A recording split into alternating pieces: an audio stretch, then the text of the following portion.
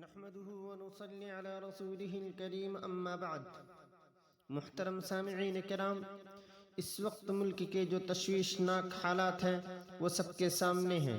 ہر شعور رکھنے والا جانتا ہے کہ مسلمان اسلام اور اسلامی شاعر کے خلاف دن بدن دائرہ تنگ کیا جا رہا ہے. حالات نازک سے نازک تر ہوتے جا رہے ہیں. پہلے بھی فسادات ہوتے تھے، کچھ دکانیں چل جاتی تھیں، کچھ مکانات میں آگ لگ جاتی تھیں، کچھ لوگ جان سے ہاتھ دھو بیٹھتے تھے، پھر آہستہ آہستہ زخم مندمل ہو جاتے تھے. لیکن اب شرعی احکام اور شعائر اسلام پر حملے ہو رہے ہیں. اسلامی حجاب پر، نماز جمعہ کھلے میں ادا کرنے پر اور لاؤڈ اسپیکر کے ذریعے اذان دینے پر پابندی عائد کی جا رہی ہے. نیز اس طرح کے کئی ایک مسائل جن کا اسلامی تشخص سے تعلق ہے برابر اٹھائے جا رہے ہیں اور ماحول کو زیادہ سے زیادہ زہریلا اور گندا کرنے کی کوشش ہو رہی ہے.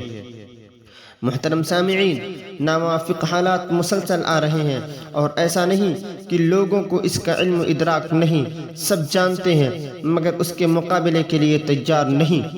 جو لوگ دانشور کہلاتے ہیں یا اپنے کو فکر مند ظاہر کرتے ہیں، وہ سوائے قائدین کو کوسنے اور سوشل میڈیا پر زبانی جمع خرچ کرنے کے کچھ نہیں کر رہے. عام مسلمانوں کو اس موقع پر کیا کرنا چاہیے، یہ بات کسی کی طرف سے سامنے نہیں آ رہی. آج میں یہی بات عرض کرنا چاہتا ہوں کہ ان حالات میں ہماری کیا ذمہ داری بنتی ہے اور ہم سب کو کیا کرنا چاہیے.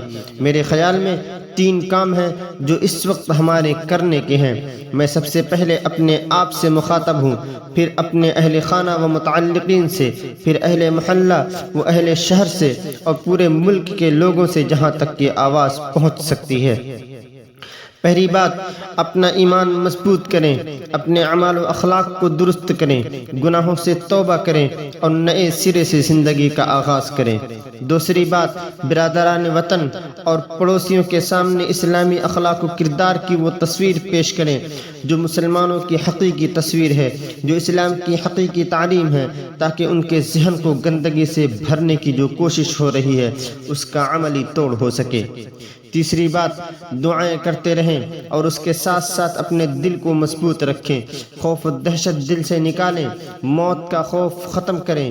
یاد رکھیں، موت اپنے وقت پر آئے گی، وہ ایک مرتبہ آئے گی، کوئی موت کو روک نہیں سکتا.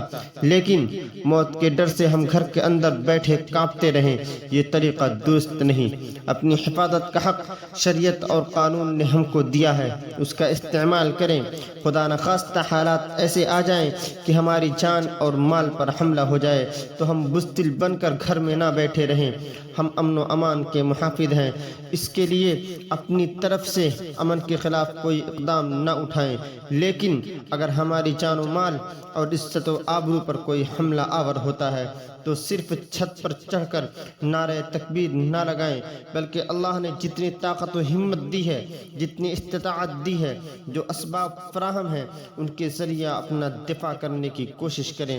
آخر میں پھر کہوں گا کہ موت آنی ہے تو عزت کے ساتھ آئے، لیکن دلوں میں بزدلی اور کمزوری بٹھا کر اپنے کو دوسروں کے سپرد کر دینا ایمان والے کی شان نہیں. اللہ تعالی ہم سب کو صحیح سمجھ عطا فرمائے اور صحیح طور پر عمل کرنے کی توفیق نصیب فرمائے اور امت مسلمہ کی حفاظت فرمائے. آمین یا رب العالمین.